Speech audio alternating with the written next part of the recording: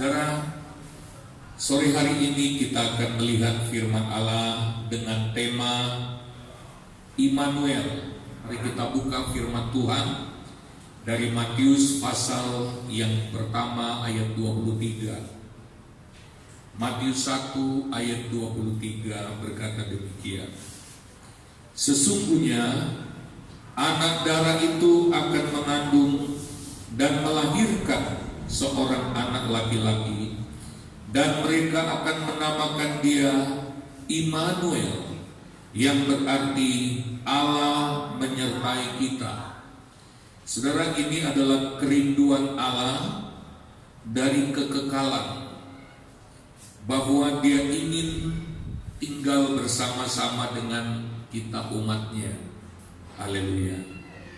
Walaupun Allah itu berada di tempat yang tinggi, berada di surga yang mulia, tetapi dia punya kerinduan yang begitu mulia, yaitu dia ingin tinggal bersama kita.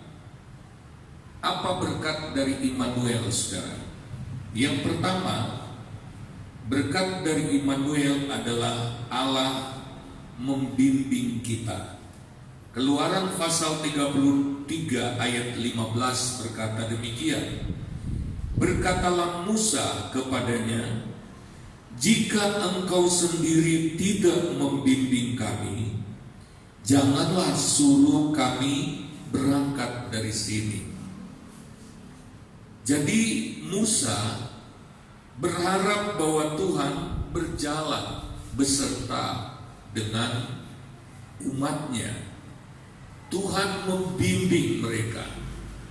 Saudara, hari-hari ini kita memerlukan bimbingan Tuhan.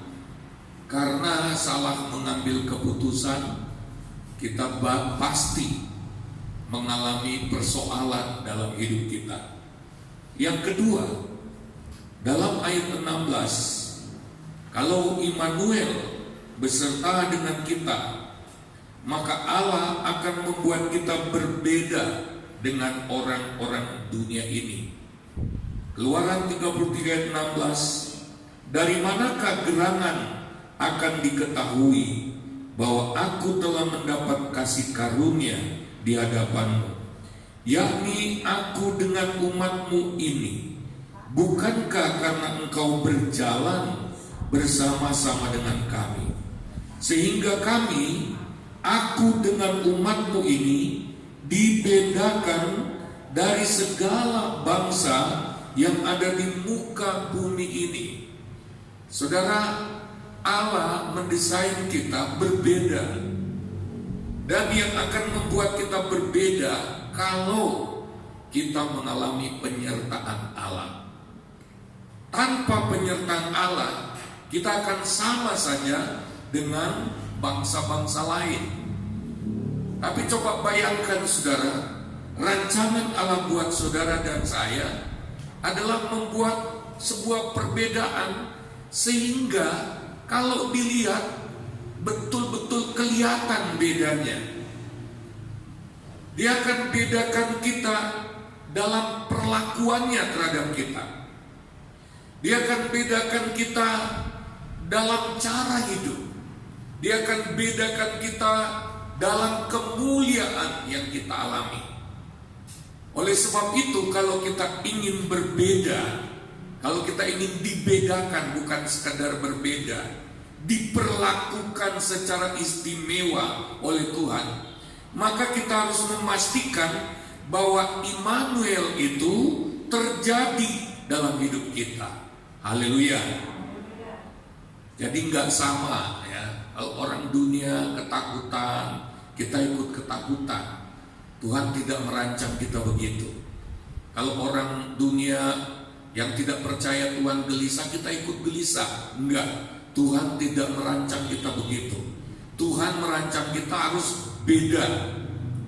Bahkan saya percaya bahwa di dalam gereja pun Tuhan bisa bikin berbeda antara satu dengan yang lain. Yang satu mungkin tidak menghargai penyertaan Allah, yang lain begitu menghargai penyertaan Allah. Yang ketiga, saudara, Kalau kita mengalami Immanuel, kata Immanuel ini pertama kali kita temukan dalam Yesaya pasal 7. Pada waktu itu bangsa Yehuda, kota Yerusalem sedang dikepung oleh dua raja besar. Dan Alkitab mencatat mereka begitu ketakutan. Mari kita baca ceritanya. Dalam zaman Ahaz bin Yotam bin Uzia raja Yehuda, maka Rezin raja Aram dengan Pekah bin Remalia raja Israel maju ke Yerusalem untuk berperang melawan kota itu. Namun mereka tidak dapat mengalahkannya. Sebab itu Tuhan sendiri yang akan memberikan kepadamu suatu pertanda. Sesungguhnya seorang perempuan muda mengandung dan akan melahirkan seorang anak laki-laki, dan ia akan menamakan dia Immanuel. Saudara, orang-orang Yehuda begitu ketakutan, mereka gemetar. Dan Tuhan katakan, gak perlu takut dengan kepanasan dua raja itu, gak perlu gentar, tenangkan hatimu. Haleluya. Lalu kemudian, kalau kamu gak percaya, kamu gak kuat, kamu harus percaya. Oke, minta tanda. Tapi Ahaz bilang, aku takut minta tanda. Dan Tuhan beri tanda itu. Tuhan bilang akan lahir seorang anak, dan dia akan disebut Immanuel. Haleluya.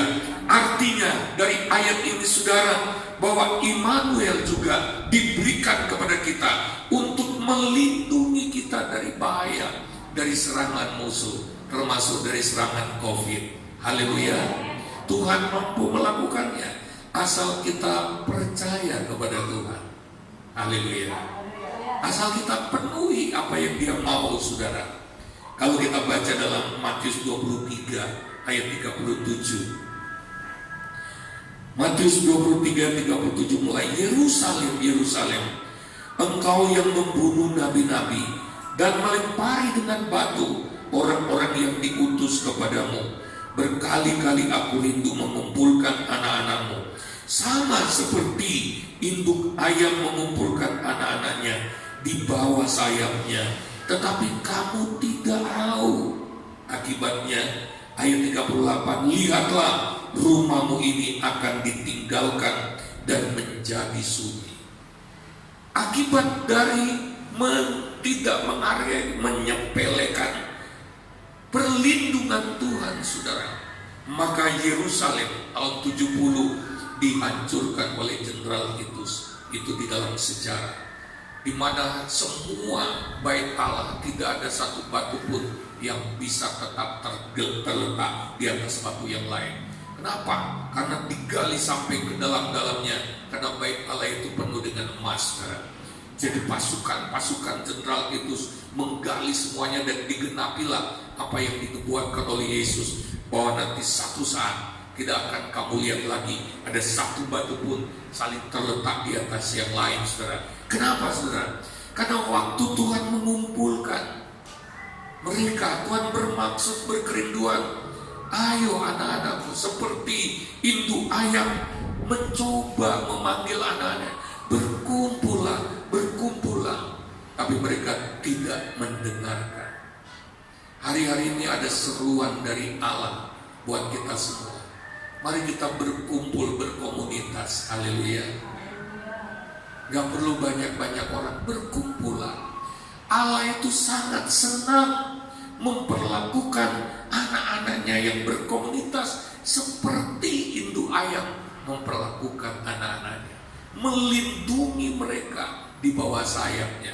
Hati Tuhan itu senang ketika melihat kita berkumpul. Hati Tuhan itu sedih ketika Dia lihat kita sendirian. Karena Tuhan tahu apa yang akan terjadi. Oleh sebab itu, saudara, kunci, kita lihat kunci untuk mengalami Immanuel.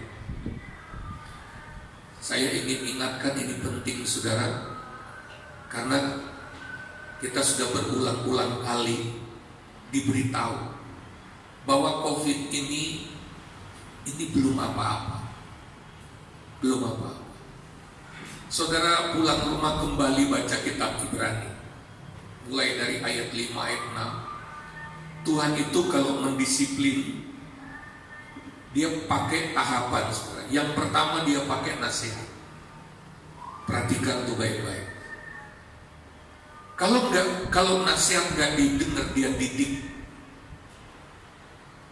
Lalu kalau didikan juga nggak didengar, dia tingkatkan menjadi teguran. Dia agak sedikit keras, tegur. Tapi banyak orang nggak mau perhatikan. Dalam ayat berikutnya ada kata peringatan. Tuhan memperingatkan. Itu makin keras, sudah warning, itu sudah mengandung ancaman, tapi belum turun. Lalu ayat berikutnya mengatakan Tuhan akan menghajar anak-anak yang dikasihi. Lalu kita lompat ke ayat 28, 29, 30. Maka Tuhan goncang bumi. Bumi dulu, belum langit. Di mana Musa dan orang Israel begitu ketakutan. Tapi kalau tidak juga sadar, Tuhan bilang, nanti aku akan goncang langit. Kalau langit mulai goncang, kita mau lari kemana? Kalau meteor pada berjatuhan. Benda-benda di langit ada begitu banyak yang jauh lebih besar dari bola bumi ini. Itu bukan debu-debu langit. Tapi kalau belum juga mau dengar, baca ayat terakhir. Tuhan berkata, aku ini api yang menghanguskan. Jadi jangan berharap bahwa dunia kita ini akan lebih baik. No. Jangan berharap bahwa dunia ini besok akan lebih indah. No.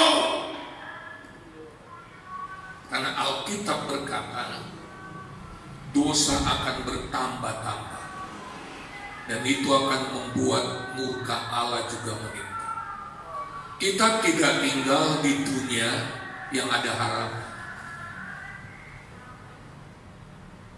Dan kita nggak bisa instan mempersiapkan diri kita pada waktu tahapan-tahapan goncangan itu terjadi. Kita nggak bisa buru-buru nanti saja. Persiapan harus dilakukan dari sekarang. Haleluya. Harus ditingkatkan. Udah nggak cukup ibadah kita yang sekedarnya nggak cukup.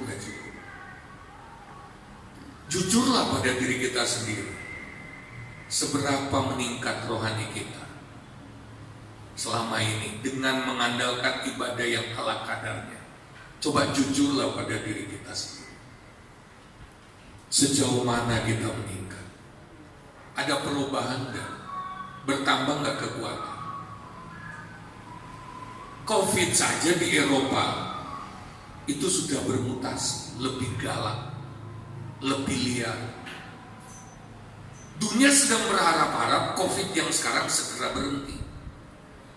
Covid yang sekarang belum berhenti, sudah muncul Covid jenis baru. Tapi masih pakai kata-kata penghiburan lagi. Mudah-mudahan vaksin yang ada sekarang bisa mengatasinya. Mudah-mudahan artinya tidak ada kepastian. Kalau Covid dulu muncul Indonesia 2 orang bisa merebak begitu banyak.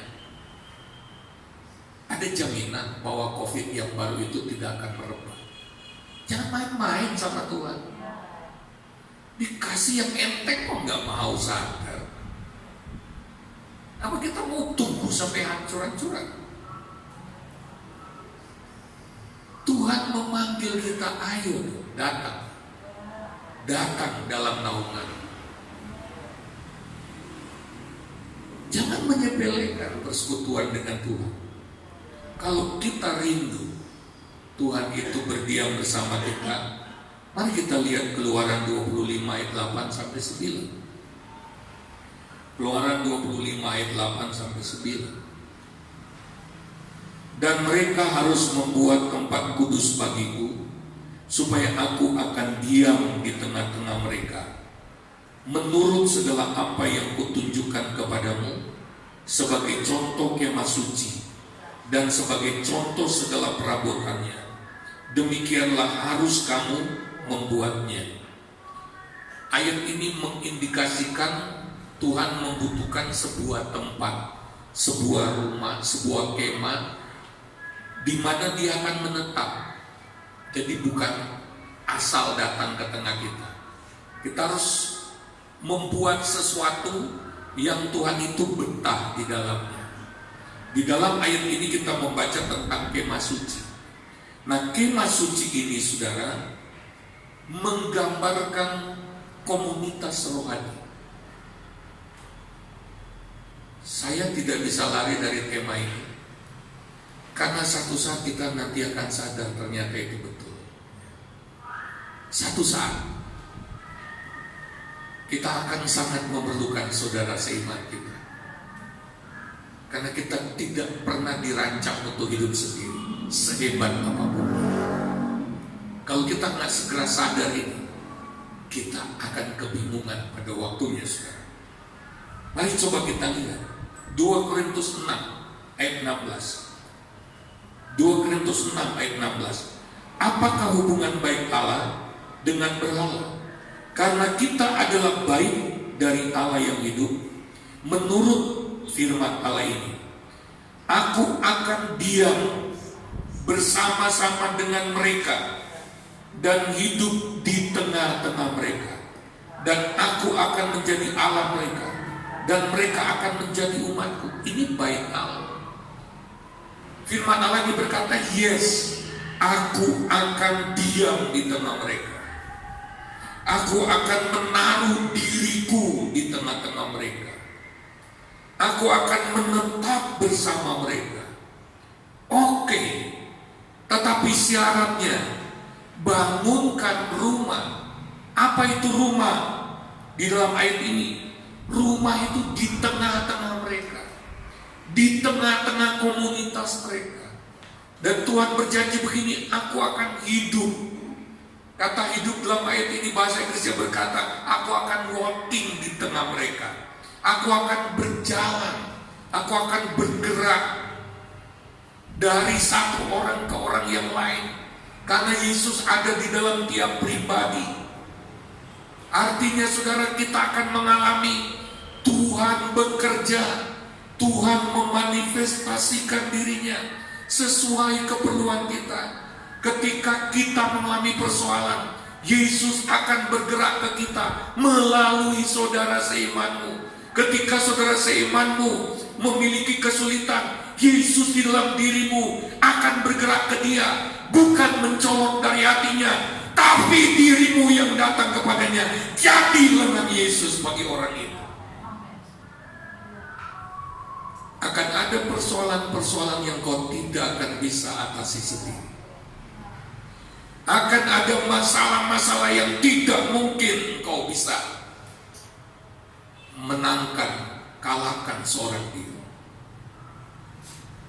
kecuali bersama-sama dengan saudara seiman.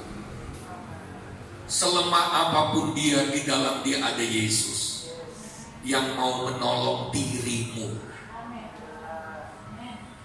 Hanya tunggu waktu. Kalau kita lihat Alkitab, dan cara iblis adalah membuat kita kocar-kacir, mencerai-beraikan. Itu cara iblis, itu taktiknya. Karena satu waktu orang yang sendirian dengan mudah akan dihancurkan. Itu cuma tunggu waktu. Kita lihat lagi Matius 18 ayat 19-20. Dan lagi aku berkata kepadamu, jika 2 orang daripadamu di dunia ini sepakat meminta apapun juga, permintaan mereka itu akan dikabulkan oleh Bapakku yang di surga. Sebab di mana 2 atau 3 orang berkumpul dalam namaku, di situ aku ada di tengah-tengah mereka. Gak banyak kok, tetapi orang yang mengerti. Firman Allah ini menjanjikan ada kuasa doa sepakat yang tidak akan dialami oleh doa satu orang. ayat ini nggak bisa dirubah. Dan gereja Tuhan tidak mengerti betul ayat ini. Ada banyak persoalan yang nggak bisa kau doakan sendiri. Ada persoalan yang harus didoakan 2-3 orang sepakat, baru ada jawaban. Sehebat apapun saudara, seorang nabi pun tidak bisa mengubah ayat ini. Rasul yang paling kuat iman sekalipun, dia harus taat dalam satu hal ini. Ada doa pribadi yang dijawab Tuhan, tapi ada masalah yang tidak bisa dijawab kecuali 2-3 orang sepakat. Dan kita sudah menyia-nyiakan berkat dari ayat ini. Ada hal-hal luar biasa yang sebetulnya Tuhan sediakan bagi kita, tapi kita begitu sombong. Kita coba dengan kekuatan iman kita sendiri, kita coba menerjang ayat ini. Saya gak mau pakai ini, iman saya kuat sendiri, saya orang yang saleh, Tuhan harus jawab. Padahal Tuhan bilang no. Permintaan itu harus didoakan 2-3 orang. Haleluya. Ada enggak dalam hidup saudara sampai kecewa, sampai putus asa, tawar hati, aku udah jengkang-jengking berdoa, aduh, tapi kok nggak terjadi? Akhirnya hidup kita nggak berubah, nggak beda dengan dunia, mirip-mirip dunia saja. Dan kita ini mengecewakan Tuhan.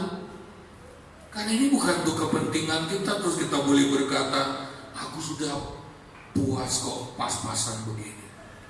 Aku nggak mau yang gitu-gitu. Enak saja kasih karunia yang diberikan padamu itu. Itu tujuannya untuk memuliakan Tuhan. Itu bukan cuma bikin senang kita. Apapun yang terjadi dalam hidup kita, semua untuk Dia. Jadi jangan bilang gini, aku nggak perlu yang begitu-begitu loh. Enak saja tiap hari menikmati kasih karunia Tuhan. Timbal baliknya bagaimana? Mazmur 92 berkata, sampai masa tua mereka tetap berbuah, mereka tetap gemuk dan segar untuk memberitakan bahwa Tuhan itu benar, bahwa Tuhan itu gunung batu dan tidak ada kecurangan di dalamnya. Saya sudah tua, saya tidak bisa bikin apa-apa, yang mudah-mudah saja.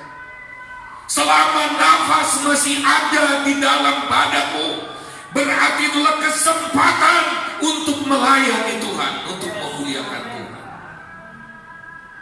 Bukan karena engkau, tapi karena Tuhan ingin memamerkan dirinya.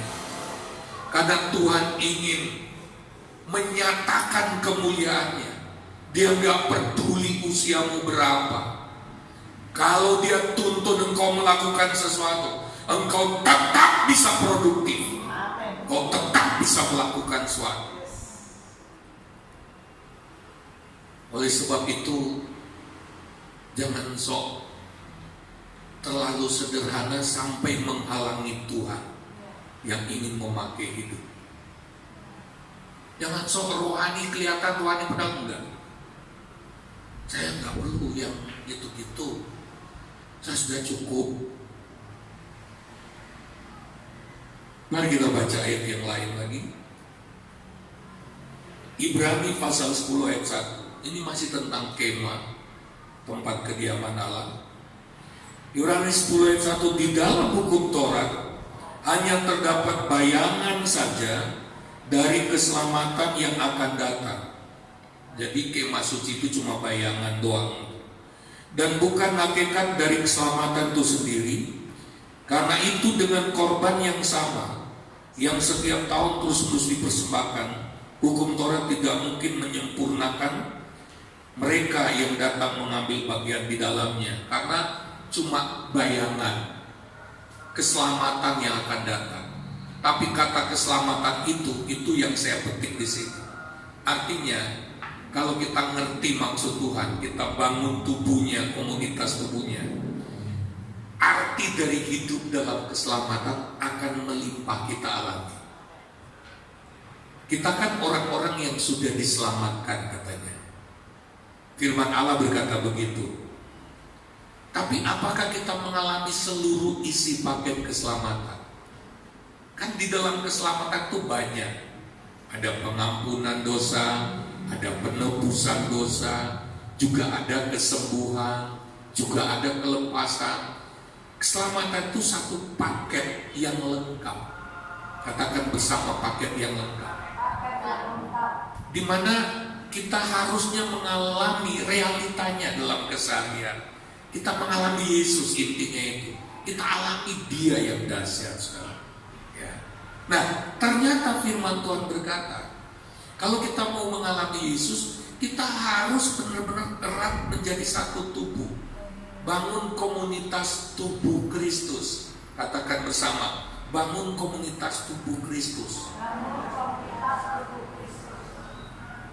Kita butuh orang lain sebagai anggota dari tubuh rohani itu. Kita butuh. Maka kita akan alami keselamatan. Kita akan mengalami seluruh isi dari keselamatan itu. Yang berikut kita lihat. Yohanes 1 ayat 14. Firman itu telah menjadi manusia dan diam di antara kita. Dan kita telah melihat kemuliaannya, yaitu kemuliaan yang diberikan kepadanya sebagai anak tunggal Bapa, penuh kasih karunia dan kebenaran. Dalam bahasa asli, diam di antara kita itu mengandung arti bertabernakel, berkemah suci. Kalau saya tidak salah ingat, dia berskeno, bahasa Yunani, berkemah. Jadi Yesus itu gambaran contohnya. Tubuh Yesus waktu datang di dunia itu kemah, di mana Allah Bapa berdiam di dalam Dia, berkemah di dalam Yesus. Tubuh Yesus itu bait Allah. Oleh sebab itu dalam kitab Yohanes pasal 2, Yesus bilang, rombak bait Allah ini, dalam 3 hari aku akan membangunnya. Lalu orang-orang Yahudi berkata, mana bisa ini bait Allah dibangun 40 tahun, kamu bisa bangun dalam 3 hari. Lalu Yesus katakan, yang dimaksud bait Allah yang dirombak dan bisa dibangun 3 hari adalah tubuhnya Yesus. Coba bayangkan saudara, kemudian gereja, saudara dan saya, kalau dibikin komunitas tubuh Kristus, tujuannya untuk seperti Yesus. Di dalam ayat ini dikatakan penuh dengan kemuliaan. Haleluya. Penuh kemuliaan. Kemuliaan Allah dikembalikan di tengah kita. Sehingga orang melihat kita itu kayak orang dari dunia lain. Cara hidupnya beda. Cara hidupnya wow, wibawa. Karena karakter Kristus itu bisa kerja full. Di mana sih kita praktek karakter Kristus? Di mana? Kita nggak praktek karakter Kristus dengan orang Amerika, enggak. Dia nggak pernah ganggu kita. Kita praktek, kita bisa tumbuh dalam karakter Kristus ketika kita bergesekan di dalam komunitas. Amsal berkata, besi menajamkan besi, manusia menajamkan sesama. Ada orang takut berkomunikasi, tadinya damai-damai, sekarang kok malah bergesekan. Justru kita harus bergesekan, di situ akan ketahuan karakter kita yang mana yang perlu diungkap dan dihaluskan. Kalau belum berkomunitas, kita itu rasanya rohani, rasanya saleh gitu. Bahkan cenderung menghakimi orang, mana Tuhanku kayak gitu, isuin nang gereja kok koyo. Sampai dia berkomunitas, kemudian bersinggungan satu dengan yang lain, tiba-tiba dia mulai meledak, bingung sendiri. Kok aku ternyata belum cukup sabar. Kok aku ternyata belum punya karakter Kristus yang mengampuni. Aduh, Di komunitas lah Tuhan itu membentuk karakter kita. Kalau kita nggak pernah berkomunitas, kapan tumbuh rohaninya? Nggak akan tumbuh.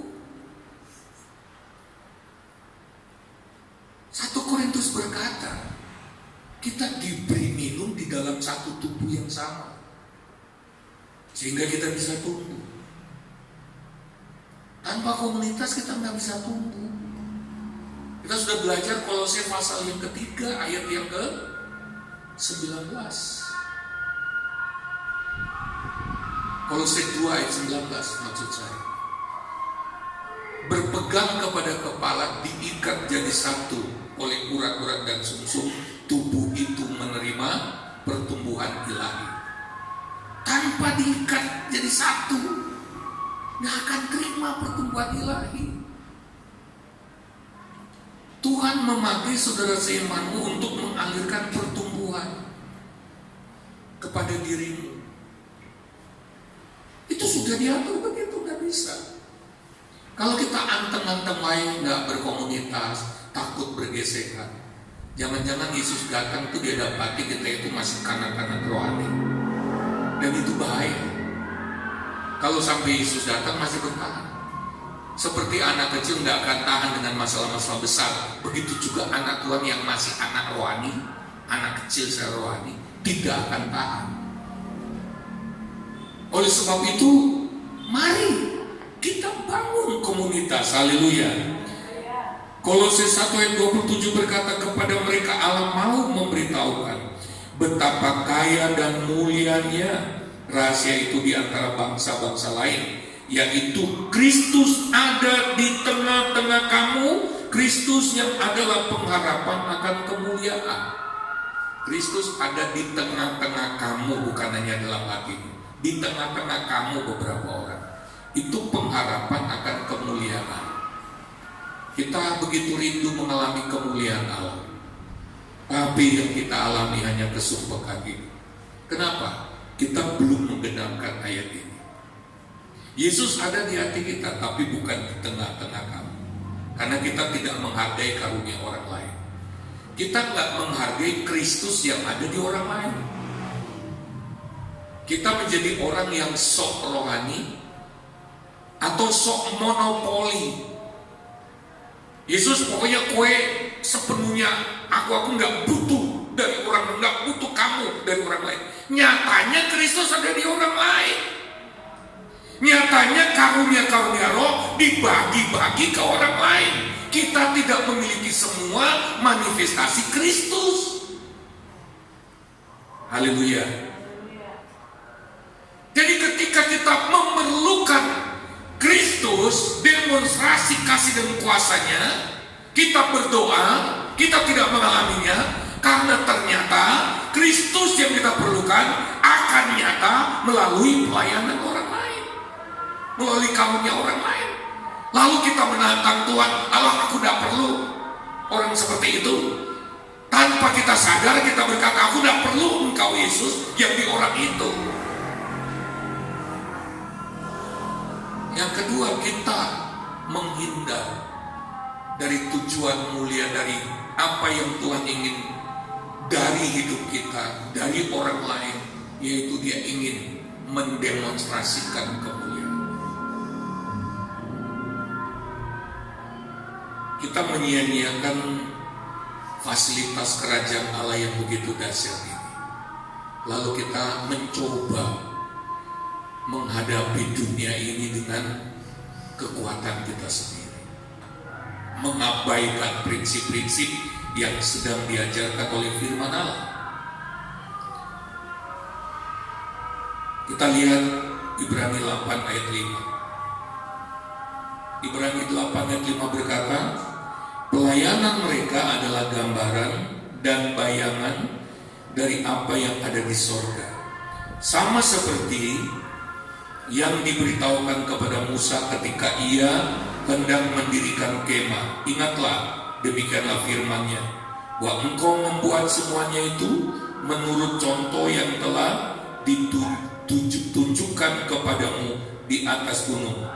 Lihat bagian pertama kalimat ini, pelayanan mereka adalah gambaran dan bayangan dari apa yang ada di sorga. Jadi kemah Musa gambaran apa yang ada di sorga. Semua pelayanan di kemah suci itu gambaran apa yang ada di sorga. Maksudnya saudara, kalau kita bangun kemah rohani saudara, itu supaya suasana dan realitas sorga itu terjadi dalam hidup kita, terasa dalam hidup kita. Haleluya. Jadi ada sebuah atmosfer, ada sebuah kenyataan yang bersifat sorgawi yang akan benar-benar dialami oleh 2-3 orang, gak usah banyak dulu, yang benar-benar menghidupi gaya hidup komunitas. Ini suasana sorga akan turun di sana. Walaupun dikatakan tadi mereka bisa bergesekan, tapi realitas sorga akan turun untuk mengatasi itu semua. Suasana sorga akan terasa di tengah-tengah mereka. Allah hadir di sana sebagai raja dari kerajaan Allah. Haleluya. Jadi Tuhan ini berkata begini, kamu mau masuk sorga nanti kan? Latih dulu cara hidup di sorga. Kamu mau ada di sorga, bikin dulu di dunia caranya. Yang mana Tuhan? Lah itu pelayanan itu berkomunitas itu yang digambarkan di kemah suci itu. Kamu mau punya rumah di sorga, kamu latihan hidup rumah di dunia. Haleluya. Jangan sampai kita dipanggil Tuhan nggak punya rumah, nggak tahu caranya, nggak cocok tinggal di sorga. Semua yang disuruh Tuhan kita praktek di dunia, polanya itu di sorga. Polanya sorga. Artinya begini, kamu nanti hidup di sorga yang polanya seperti ini. Kok kamu nggak mau? Apakah kamu nggak mau masuk sorga? Kok kamu begitu sombongnya? Kalau mau masuk sorga, hiduplah dalam komunitas tubuh Kristus. Haleluya. Haleluya. Mari kita lihat lagi Kolose 3 15-16. Ayat ini sudah berkali-kali, tapi harus disampaikan kalau masih dablek kayak ini. Hendaklah damai sejahtera Kristus memerintah dalam hatimu, karena untuk itulah kamu telah dipanggil menjadi satu tubuh, dan bersyukurlah. Haleluya. Hendaklah damai sejahtera Kristus memerintah dalam hatimu, karena untuk itulah kamu dipanggil menjadi satu tubuh. Artinya kalau kita hidup satu tubuh, damai sejahtera Kristus akan memerintah. Apa itu damai sejahtera Kristus? Roma 14 ayat 17. Roma 14 ayat 17. Sebab kerajaan Allah bukanlah soal makan dan minum, tetapi soal kebenaran, damai sejahtera dan sukacita oleh Roh Kudus. Jadi kalau kita praktek hidup tubuh Kristus, praktek komunitas, di situ kerajaan Allah yang salah satunya penuh dengan damai sejahtera Kristus akan menguasai memerintah hati kita. Saya gambarkan begini, sejelek-jeleknya saudaraku, kalau saya bangun komunitas tubuh Kristus bersama dia, saya susah sedikit ada dia yang jaga saya, yang doakan saya. Dan saya percaya orang Kristen selama apapun, kalau dia doa dengan tulus hati, Tuhan dengar doanya. Haleluya. Saya sudah katakan tadi, orang Kristen selama apapun ada Yesus dalam dia. Tetapi aku nggak pernah merasakan Kristus dari dia. Ya kita yang nggak aktif kan kok. Kalau kita ingin Kristus yang ada di seorang Kristen yang masih lemah, aktif, diberdayakan, milikilah kerendahan hati. Walaupun saya pendeta, apa saya pernah malu berkata, saudara doakan kami ya. Pendeta minta doa sama jemaat. Kalau orang nggak ngerti firman kan berkata, oh pendeta kan sakti doanya kok. jaluk bantuan doa. Andai kata saya nabi pun, saya perlu loh meminta bantuan doa kepada saudara. Rasul Paulus saja, Rasul baca Alkitab, dia minta doa sama jemaat, doakan supaya Tuhan kasih keberanian aku menyampaikan firman Tuhan apa adanya. Walaupun dia rasul, ada kalanya dia juga ada saat di mana aduh ini tantangan begitu berat untuk menyampaikan berita Injil begitu berat. Dia pada jemaat Efesus dia katakan, doakanlah kami supaya kami beroleh keberanian untuk menyampaikan firman Allah. Rasul Paulus saja masih minta doa. Toko kita Allah udah butuh itu. Doa dewi kami so. Tanpa sadar kita sudah jatuh dalam kesombongan rohani. Mari kita mulai saling menghargai. Kemarin saya telepon-teleponan dengan seorang anak Tuhan dari sebelah. Lalu kemudian dia orang Tegal, lalu kemudian bertobat. Dia telepon sama nangis-nangis. Satu waktu, dia terus proyek kemana-mana, ke Manado, proyek bisnis. Kemarin baru bagi-bagi jas ke hamba-hamba Tuhan, bagi beras juga. Saya dampingi. Dia telepon. Dia bilang dia nggak bisa cerita kepada sembarang orang. Saya lihat bapak itu koordinator pendeta, mungkin punya wawasan yang lebih luas. Karena cerita saya kayak dongeng. Satu waktu di satu kampung, dia masih baru, dia belum ngerti. Dia selalu mengatakan, saya ini pernah di sebuah KKL, tapi saya tidak pernah merasa saya hamba Tuhan. Saya cuma merasa saya domba kecil. Kalau ngomong gua enggak, ya begitulah orang bersemangat. Satu waktu dia lagi kerjakan proyek di Manado, di satu desa.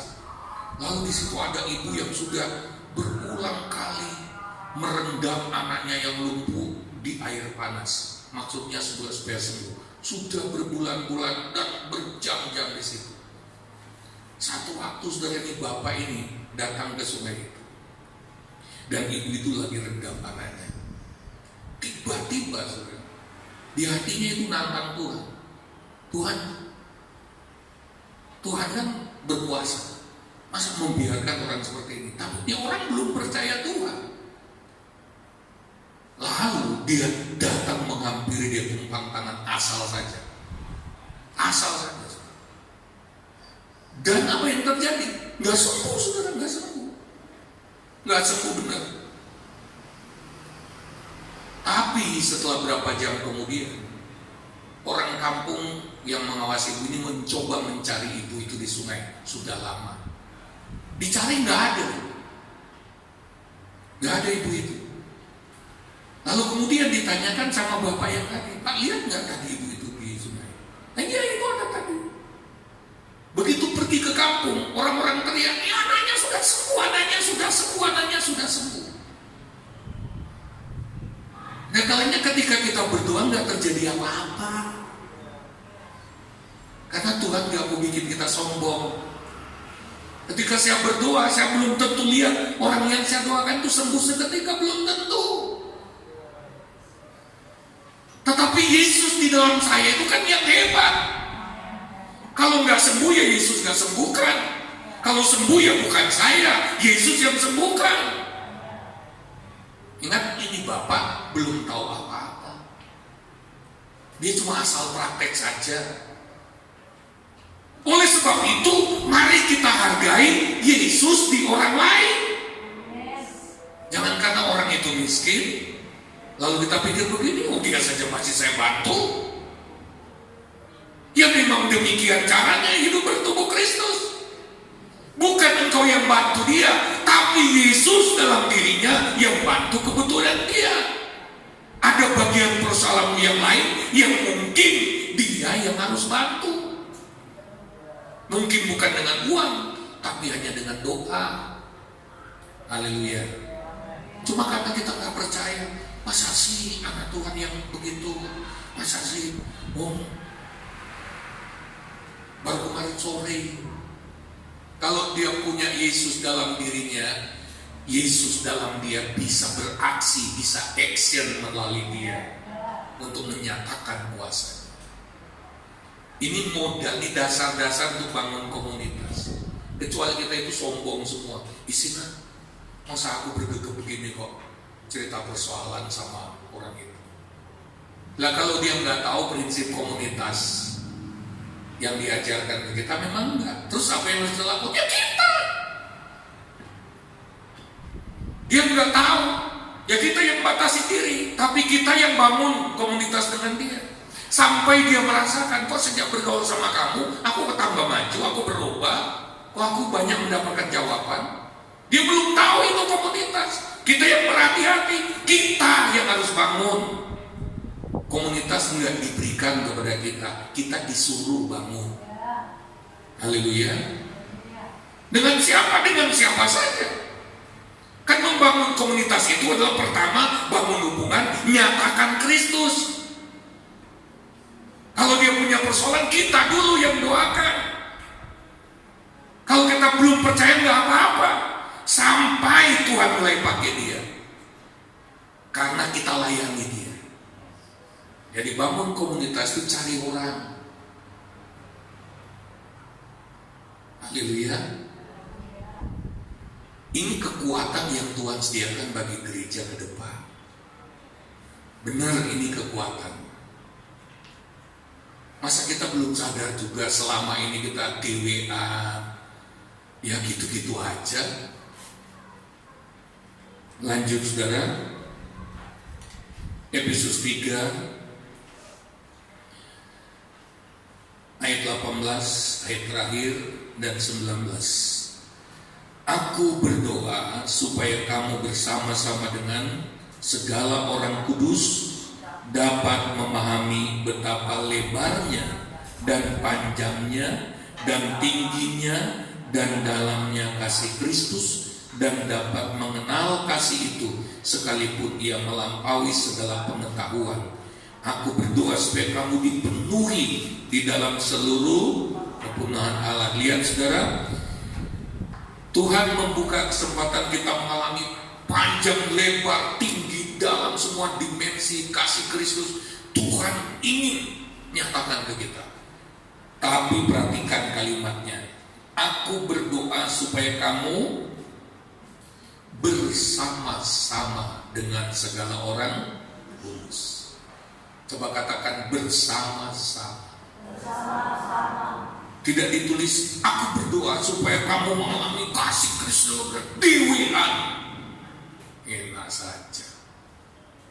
Bukan dewean, bukan sendirian, tetapi bersama-sama dengan semua orang kudus. Artinya saudara, manifestasi, demonstrasi kasih Kristus yang begitu dahsyat itu baru bisa nyata kalau kita bersama-sama. Haleluya. Kalau sendirian ayat ini tidak akan digenapi. Ya kita mengalami kasih Kristus imprit itu. Kasih Kristus yang kita butuhkan lebih besar, nggak ada salurannya soalnya. Kita yang tutup kok, saya nggak mau. Apa itu kasih Kristus melalui dia mau? Saya mau sendiri. Tuhan bilang nggak bisa. Kasihku yang satu ngalir dari dia, kasihku yang satu ngalir dari dia, dimensi kasihku yang dalam dari dia, dan yang lain lagi dari orang itu. Gak bisa kamu sendiri. Haleluya. Ini di dalam komunitas, jadi ada banyak kekayaan rohani yang baru bisa kita alami kalau kita aktifkan. Mereka yang doa pagi kemarin saya sudah ajarkan. Ya. Jadi ketika kita sendirian saudara, terutama proyek firman saudara, proyek firman. Ketika kita mau melakukan firman, mulai jatuh dari situ. Ada satu firman yang kita mau praktekkan nih, satu. Dan gak usah praktek lain dulu, praktek firman dulu. Ya. Kita harus punya teman yang pantau kita, supaya kalau kita melemah, teman kita kan terus tanyain, ayo Kalau kita gagal, teman yang satu berhasil, dia akan bersaksi begini, aku sukses. Walaupun belum tentu juga dia terus menerus. Itu perlunya komunitas. Lalu saling mendoakan. Ketika saudara praktek firman, tantangan yang saudara hadapi bisa beda dengan saudara. Tantanganmu mungkin lebih gede. Sehingga ayo doakan saya mengalami kesulitan luar biasa. Setiap kali mau gagal, telepon teman, doakan saya. Karena praktek firman itu gak gampang. Apalagi kalau kita tukang kelalen. Akhirnya gak jadi praktek firman. Nah, ketika temanmu bersaksi dalam komunitas, saya mulai bisa. Alkitab berkata itu adalah roh nubuat. Kesaksian itu adalah roh nubuat. Wahyu berkata, kitab Wahyu berkata, kesaksian itu kayak menubuatkan. Dan tidak ada nubuat yang bisa gagal. Kalau roh nubuat itu berarti Tuhan sedang menubuatkan dirimu. Engkau juga bisa, karena dia bisa. Haleluya. Makanya perlu komunitas untuk saling bernubuat. Ketika berdoa, saudara, untuk seorang, kami pernah didoakan. Waktu itu saya juga dalam pergumulan, saudara. Kenapa ya pelayanan saya kok gak maju-maju? Saya mau jadi pendetanya kok sempit sekali pelayanan saya. Terus orang itu datang di gereja ini. Dia bilang begini, saya kalau lihat kamu suami istri, ke depan kamu akan punya pelayanan berbeda. Waktu itu saya setengah tidak percaya, tapi hati saya tergetar. Saya pikir begini, ini orang ini asal ngomong jemaat biasa kok. Hari-hari ini dia sangat menghormati saya, kami suami istri. Saya akan lihat kamu kok kayaknya ke depan entah kapan kamu kan punya pelayanan yang nggak cuma begini, beda. Saya nggak tahu itu apa. Saya sangat tidak percaya. Tapi hati saya kok bergetar dia ngomong begitu. Dan itu terjadi. Dia cuma sakar ngomong. Dia ngomongnya itu nggak rohani banget. Oh, Tuhan bicara sama saya, kami begini. Enggak. Dia bernubuat itu cuma asal ngomong, tapi dia serius. Dia nggak pakai dalam ini roh berbicara, nggak pakai begitu. Dia nggak bilang Tuhan berbicara, enggak. Dia cuma ngomong, saya kok lihat kamu ya begini. Itu terjadi. Di dalam komunitas kita harus saling bernubuat seperti itu. Haleluya. Kita harus mengatakan hal-hal yang bisa terjadi dalam hidup orang saudara seiman kita itu. Apalagi ketika kita bersaksi ada sedikit keberhasilan. Itulah pentingnya komunitas, saling support. Di dalam komunitas kita impartasi spirit kuasa. Ketika seseorang jadi lemah, dia menjadi kuat. Oleh sebab itu komunitas itu 1 kali 24 jam terus menerus. Ketika saudara kita membutuhkan, kita harus siap mendengarkan. Ketika dia bilang, saya butuh doa, kita harus ambil waktu mendoakan. Haleluya. Haleluya. Jadi dalam proyek melakukan firman, kita butuh orang lain. Selama ini kan saya yang berfungsi yang tanyain. Sedangkan sudah pendetanya yang tanya gimana praktek firman menembak. Kenapa belum ada komitmen? Kalau sudah mau mengalami firman, lakukan firman. Punya komitmen, bentuk komunitas yang saling menjaga, saling mendorong. Oke, kita akan lakukan ini proyek kita ya. Yuk kita bareng, kita bertiga. Tolong saling cek ya 1 hari sejauh mana prakteknya. Kalau gagal, ingatkan aku. Praktek dulu dalam praktek firmannya. Supaya pengajaran-pengajaran di gereja kita itu bisa mendarat, bisa terjadi dalam hidup kita sehari-hari. Amin. Amin. Praktek dulu itu. Siapa yang mau praktek firman? Ketika kita praktek ini, maka kuasa kerajaan Allah akan turun dalam hidup kita. Haleluya, haleluya. Mari kita mau datang kepada Tuhan. Kita percaya bahwa Tuhan menolong kita, Tuhan memberkati kita. Haleluya. Haleluya, puji Tuhan. Haleluya. Kita nyanyi dalam Kristus kita bersaudara.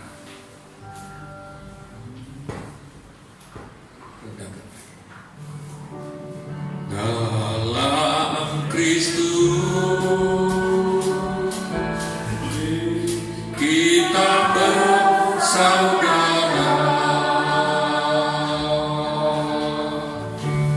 dalam Kristus,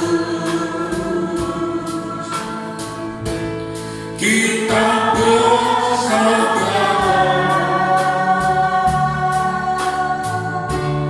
dalam Yesus, kita bersaudara, sekarang dan selamanya dalam Kristus, kita bersaudara. Sekali lagi, dalam Yesus, kita bersaudara. Dalam Kristus, kita bersaudara. Oh, dalam Yesus, kita bersaudara, sekarang dan selamanya dalam Yesus, kita bersaudara. Sekarang saya harap kita bisa merespon firman Allah ini sebagai modal untuk kita masuk tahun baru yang mungkin akan lebih berat. Kita perlu lebih bersatu, lebih mengaktifkan komunitas saudara seiman kita hargai. Udah gak usah sombong. Siapa tahu malah orang yang kita anggap biasa saja, ternyata dia alat mujizat ketika kita minta, atau ketika kita minta dia doakan kita. Mari taruh tanganmu di dadamu, katakan, Tuhan, aku mau melakukan firman-Mu ini. Aku tidak mau sendirian, Tuhan. Aku mau bersatu dalam tubuh-Mu. Aku mau mengalami demonstrasi kasih-Mu. Aku mau kerajaan-Mu memerintah dalam hidupku. Aku mau mengalami Engkau sepenuhnya, Tuhan. Bukan hanya setengahnya, tetapi sepenuhnya. Di mana kami menjadi kepenuhan Allah karena Kristus nyata dalam hidup kami.